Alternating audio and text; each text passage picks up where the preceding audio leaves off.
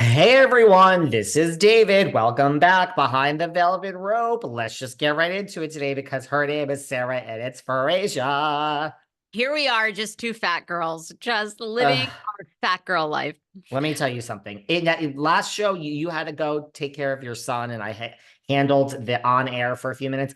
I got a large broccoli and spinach pizza. I got a meatball hero, and I got a chicken parm hero. All of that is coming to this house in about 15 minutes. So when the doorman, and by the way, everyone, it's 11:14 on Saturday morning that we're recording this. So we are hungover here Do you have today. people over? What is, will you eat all this in one sitting? Like this is Okay.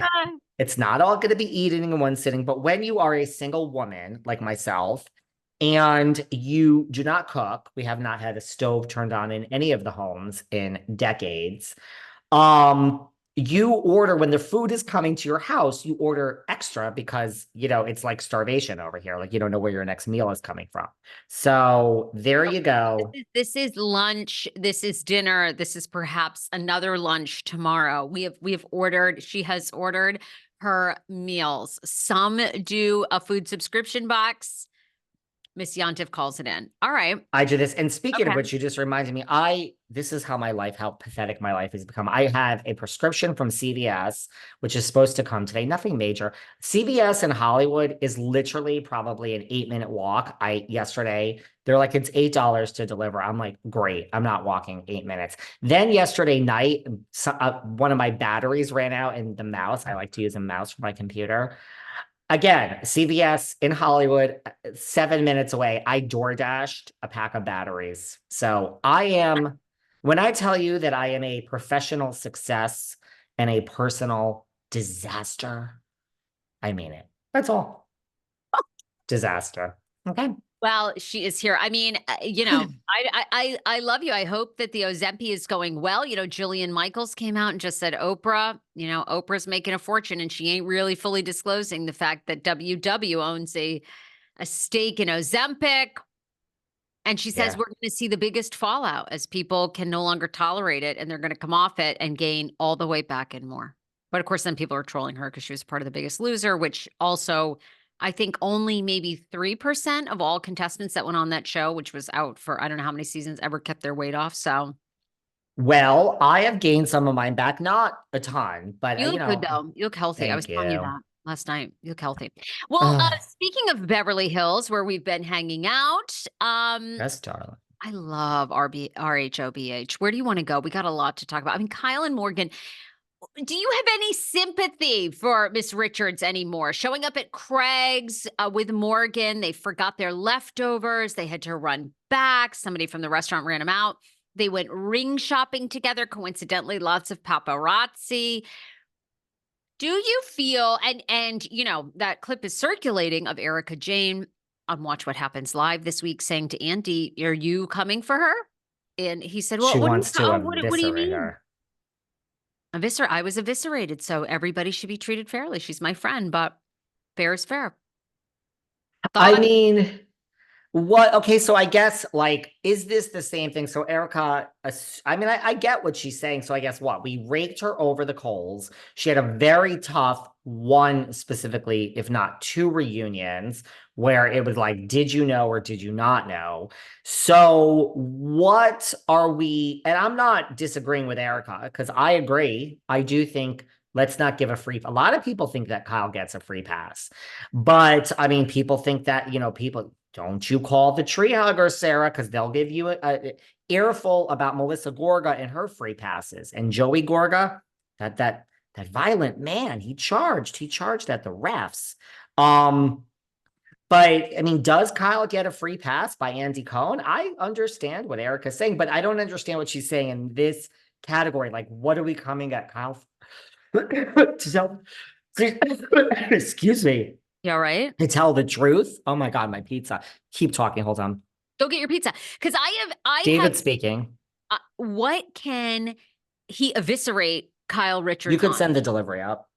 To me, the only thing that he can eviscerate her on is, Okay, I thank guess, you. these ongoing rumors of You can come are up. Morgan Okay. and Kyle together. And we know that Kyle and Mauricio are separated. I mean, I do think that Andy could grill her harder at this reunion. He says he's going to, so let's see it. I mean, I think the Morgan thing is, I mean, like the lyrics to Morgan's songs are coincidental. I met this Beverly Hills and hot. by the way, I guess what Erika's saying is like Andy needs to ask point blank. Did you go downtown? Yeah. Did you kiss her? Are you dating her? Are you in love with her? Has physically anything happened between the two of you? It's no one's business. Is that what someone in the back row said? It's actually all of our businesses because you're on a fucking reality show making $1.5 million. Don't put yourself on TV if you don't want that smoke. No, I think EJ is correct. And Mr. Cohen says that we are going to get a very intense reunion where he's going to ask her it all. But I would be curious. And I actually want to know more of what is the root issue of her breakup from Mauricio. That's what I want to know. Was it okay? I know these things don't, it's like usually some small thing that breaks the camel's back because this is years of buildup in a marriage. But what exactly was it? Was it his alleged cheating rumors that just finally became too much? Was it the fact that he just does travel all the time? I'm just talking about what. Okay, I agree with EJ. He's really got a griller. He's Right? going to ask point blank, but then I also really think that Andy needs to get into what was the catalyst. So, and really press her like, were you guys pretending for all these years? Because we loved you guys together as an audience. We thought you were so united. So, how long of it was a fake? How many years has this really been happening? Or was this Lorraine's passing that just like that week changed your life?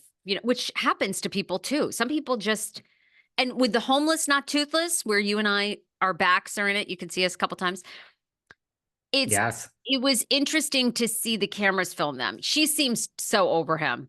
So over him. But at that event, because I think I did this on Patreon, like in much more detail. But at that event, it seemed like they were together to us, right? Oh, yeah. Yeah, definitely. I mean, now looking back, it was interesting because remember, you and I sat right beside them, right behind them. Yeah. And do you remember at one point, Mauricio and PK turned to us and said, "Hey, how are you guys?" Like, they were like, "Hey, what's going on?" Like, I don't know. And I felt it in a way that Mo was like, not that he was flirting with us, but Really? he did seem pretty friendly, didn't he? I mean, who did he want to fuck more, you or me? I don't know. I don't know either. But then we asked him to smoke pot when he was going to the bathroom, and he didn't really respond to that. We were He like, "Well, turned us down. yeah." He was like, "No, no." I don't even smoke pot, but I would have with you, Mo. It's like with Snoop Dogg. Mo and Snoop Dogg, you don't say no to girl. And it was interesting because she was quite standoffish at